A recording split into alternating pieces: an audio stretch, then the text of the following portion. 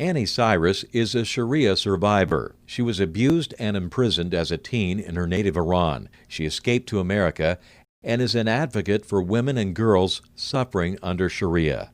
Miss Cyrus is with ACU News and is the producer of the Glazoff Gang. Her website is liveuptofreedom.com. Good evening. Thanks for being here. As I normally say, it takes courage to be here. For me and for you. Survivor. She was abused and imprisoned as a teen in her native Iran. She escaped to America and is an advocate for women and girls suffering under Sharia. Miss Cyrus is with ACU News and is the producer of the Glazoff Gang. Her website is liveuptofreedom.com. Good evening. Thanks for being here. As I normally say, it takes courage to be here.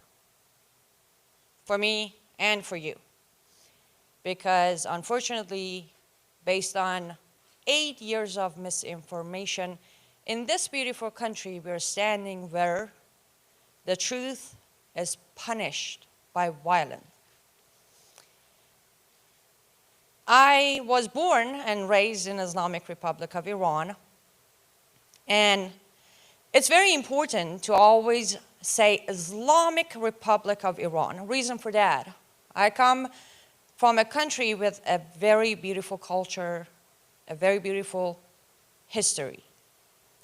But in 1979, an Islamic revolution took place, and my birthplace went from what was known as mini America in Middle East to Islamic Republic of Iran. Within 90 days, every single right and freedom was taken away from especially women. Within 60 days of the revolution, it was mandatory for every single woman to wear the hijab. Mandatory, not a choice. And it wasn't because back then the former supreme leader of Iran, Ayatollah Khomeini, just wanted to do this. No, it was mandatory because in Quran, it is mandatory. In Quran, it has been mentioned and it has been said, "Oh Muhammad, tell your wives," not wife, wives, "and the believing woman to cover themselves and wear part of their headscarf down to their chests, so they will be known and not be abused." Based on that, if you don't wear the hijab in Islamic countries where Sharia rules, you might be abused, and you are at fault for that. I was born in that country after that revolution, which means I was born into 100% Sharia constitution. And I was also born into Islamic family. My father was a sheikh, which is a step higher than an imam.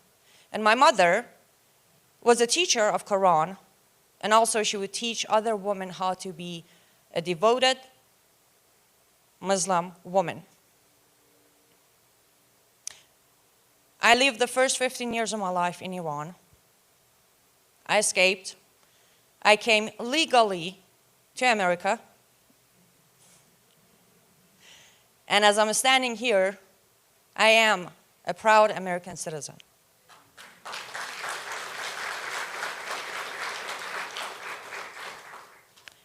I am 33 now, almost 34 actually.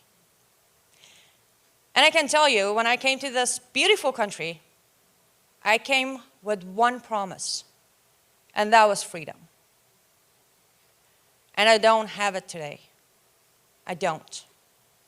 The reason I don't have it today is because those who have the power decided to manipulate and sugarcoat what Islam and Sharia stand for. So even though I came to this country to have a better future and to have a family and, grow old, I decided it's time for me to go back to where I ran from, which was Islam and Sharia. Because if I don't come out, and if I don't tell you that at age 9 in my country, they put a white burqa. For those of you who may not know what is a burqa, it's the one that looks pretty much like a trash bag. Covers the whole thing, just see the face. They put me on one of those with all other students at my school who turned 9. They took us into a place like here. I mean, forgive me, not like a church. I mean, a room like here. And there was an imam on a stage, and he went on saying, starting now, under Islam, you're all adult women. Starting tomorrow, you will be responsible for your actions. You will face consequences. You will follow Muhammad, and you will die fighting for Allah. 9 years old, every single one of us. The entire country did that specific day.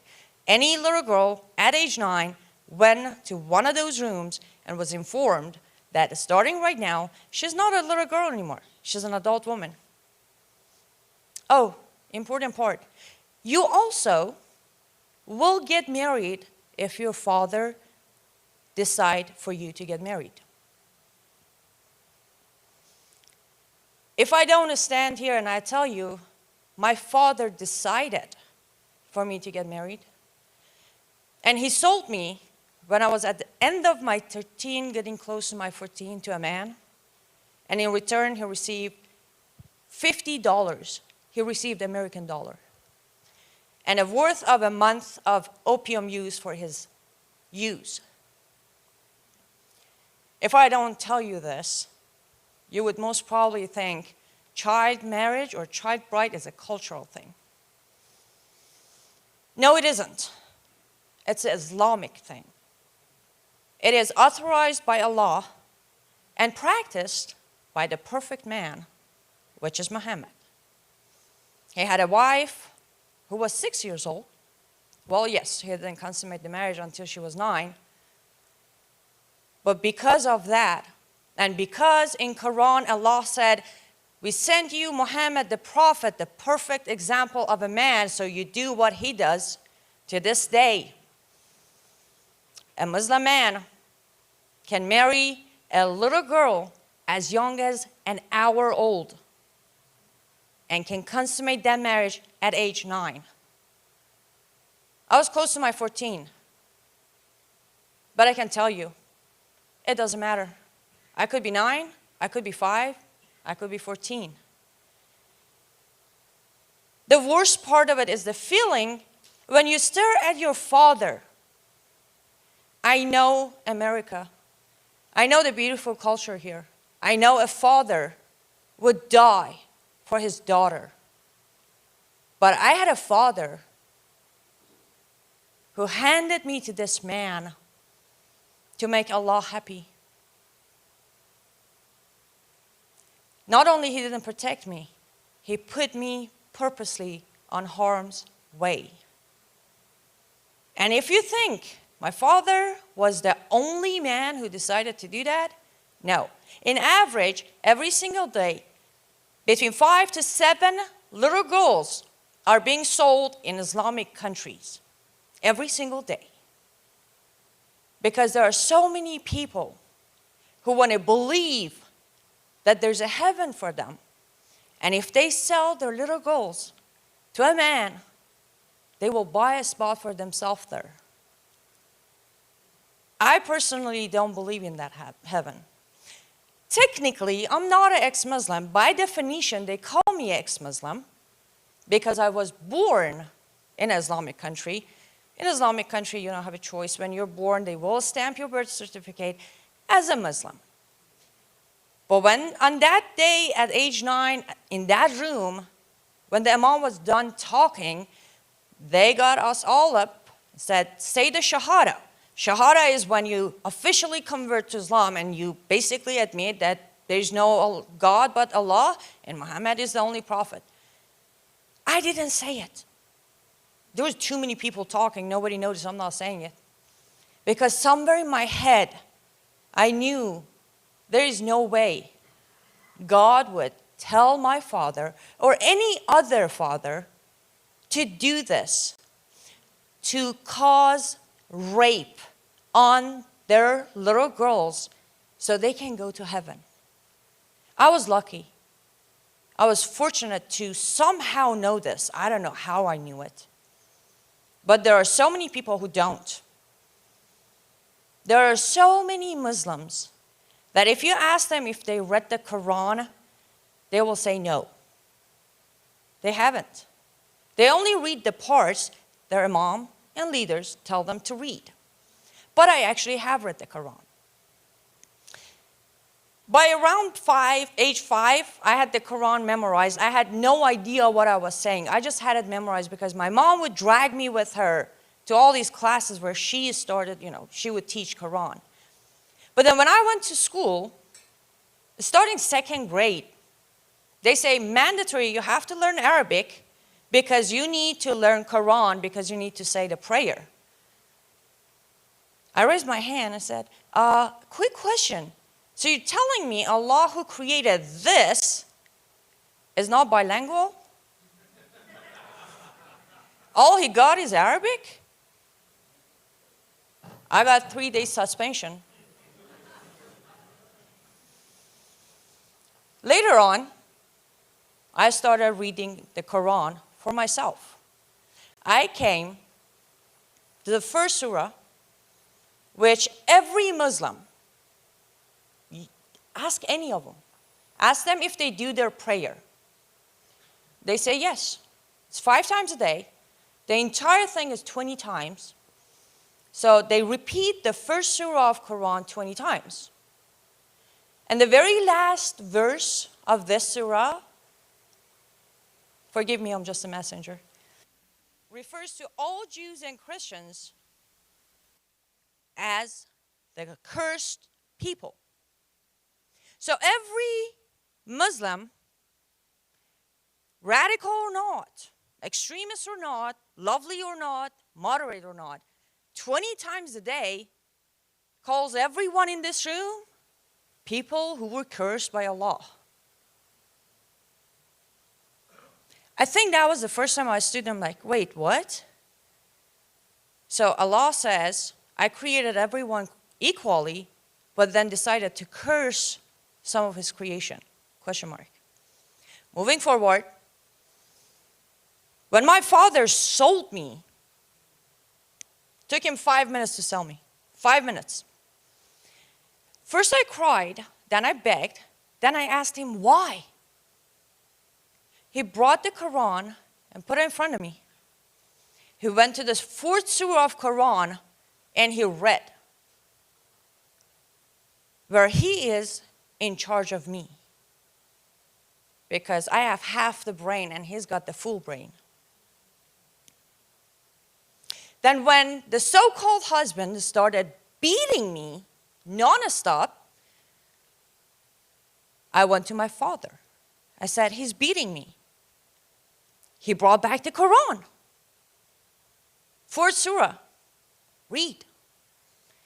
Allah says, if you think, you don't need to have any proof, you just think that your wife is going to disobey you, first warn her, then separate your bed, then beat her until she obeys you. He's not doing anything illegal. Go home.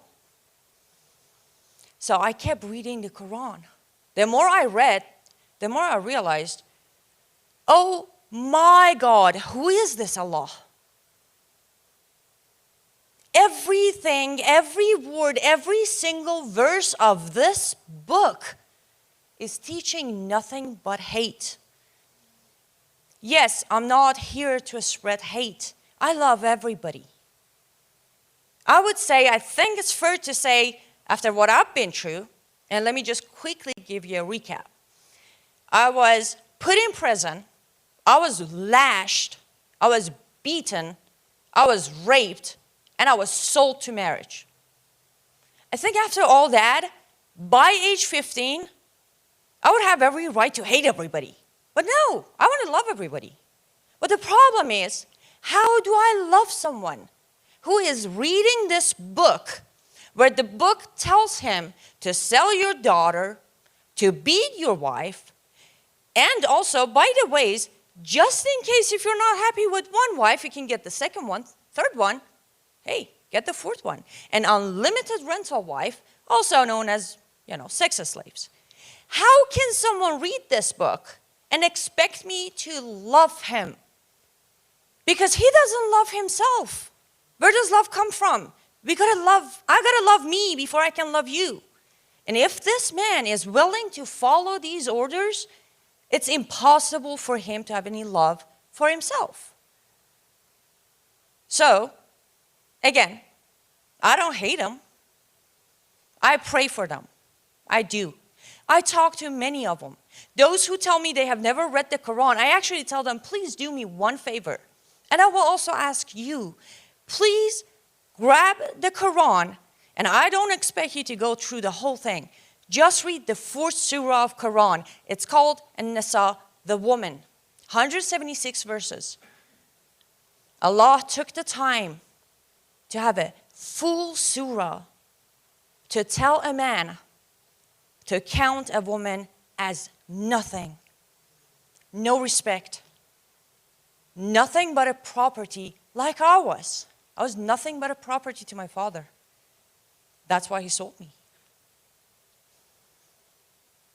Read that surah and do what I do. When you talk to a Muslim, ask them if they read that surah. If they haven't, advise them to read it. Because any human, anyone who reads that surah will come back asking questions, which is not allowed in Islam. Because I did. I asked questions, and I was left with a lot of bruises and a lot of broken bones. You're not allowed to question. But the only way for all of us to be able to live in peace and harmony is to be able to wake every single, as you mentioned, every single Muslim who's a victim of Islam. If we wake them up, if they realize what they're following, they stop following it. If this so-called religion has no follower, then there is no religion. It's done. This is not going to happen with hate. I agree. It doesn't need a war. No, it needs education.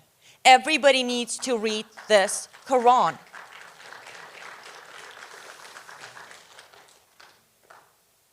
With all of that being said, I will leave you with this. I was very, very fortunate. For the rest of my life, wherever my life goes, I will be grateful that I survived.